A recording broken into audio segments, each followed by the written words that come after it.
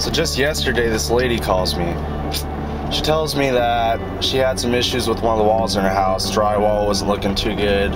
Something seemed a little crooked in it, so she calls a guy to do a little structural work, maybe, replace a couple studs, take care of the issue. Well, bless her heart, the guy that came didn't realize it was a load-bearing wall. Now, if you take out a load-bearing wall, what do you think is going to happen?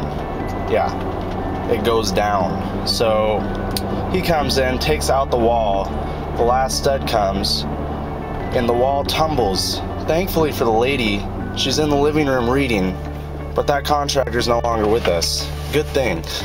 That's why you gotta call the Contractor Connector.